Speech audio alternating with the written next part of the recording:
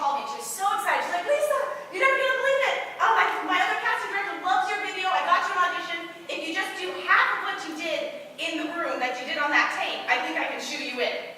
I got so excited. I was like freaking out about the opportunity. I'm like, uh-oh. What if I forget the words? What if my voice cracks? What if I'm not as good in the audition as I was on the video? What if? I got so caught up in the what ifs that I completely forgot about the whats. Like what I was supposed to be doing. So I walked into the audition and they said, Lisa, what are you going to sing for us today? And I went, couldn't remember the name of the song. Nothing. Couldn't remember the first lyrics of the song.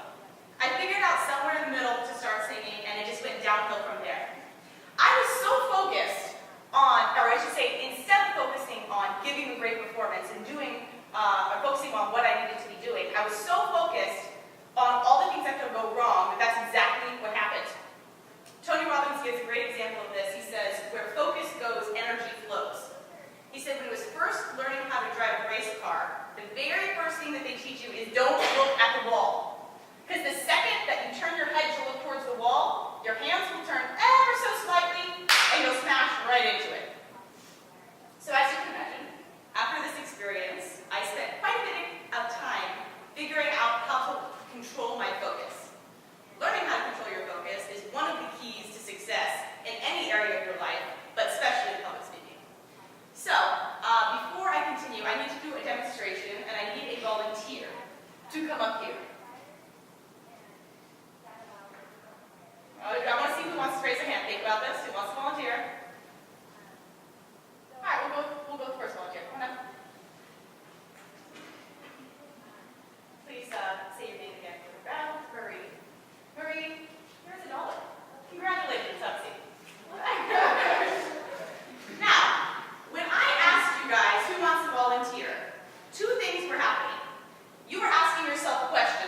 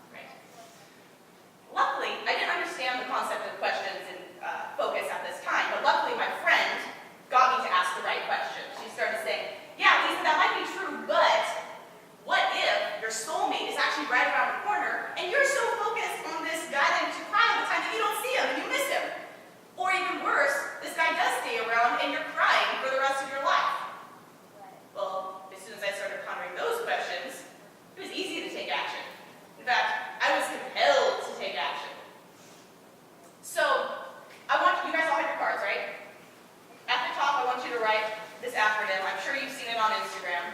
It's for fear. Put F-E-A-R.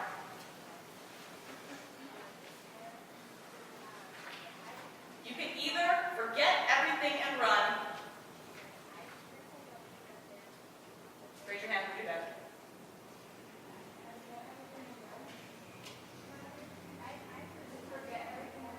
You can either forget everything and run, or face everything and rise.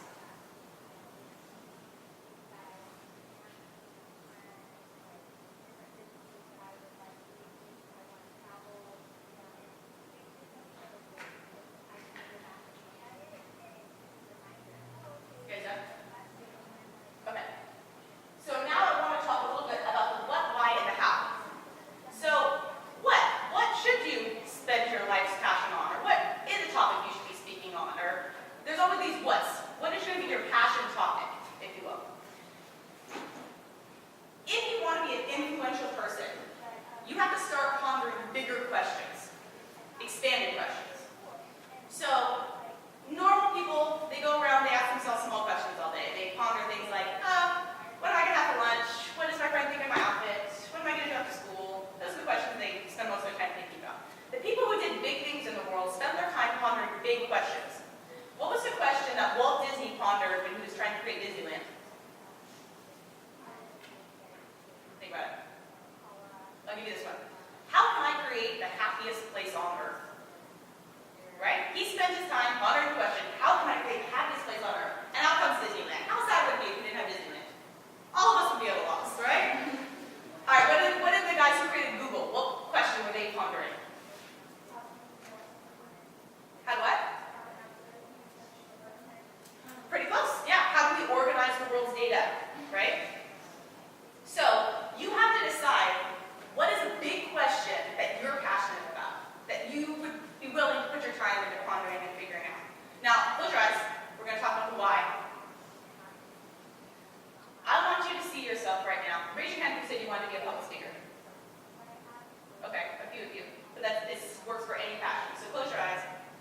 I want you to picture yourself succeeding at whatever it is that you're passionate about. Whether it's being a basketball star, a doctor, whatever that looks like. For me, that would be maybe making it on the cover of a magazine for one of my acting or speaking engagements. So what does that look like? Do you see yourself, your face, getting that award, or your face on that next magazine? What would it feel like to never have to work again or go to school again because all your time is allowed to go towards this passion because you're so good at it? What would your parents say to you as you walked off that court or off that stage? What would it feel like if you made millions of dollars doing what you love and you were able to give that money to your family or help any needy person coming across the street? Now keep your eyes closed for a second. When you're so focused on this vision, on this end goal, does the idea of a little bit of pain to get there seem like it's going to stop you from getting there? Shake your head. No. When you get super clear about your why, you can open your eyes. When you get super clear about your why and where you're going, that's going to pull you through all the hard times. That's going to pull you through that moment if you're a public speaker, when you're standing up and you get butterflies and you're going, I don't really know if I want to get on stage. Or you're like, wait, I have to go through this in order to get to that vision. Or if you're want to be a basketball star and you're really tired of that last quarter and you're saying, I don't want to do it one more quarter, but you know what? If I give my all in this one, that's going to help me get to that vision. You always have to keep your why at the forefront.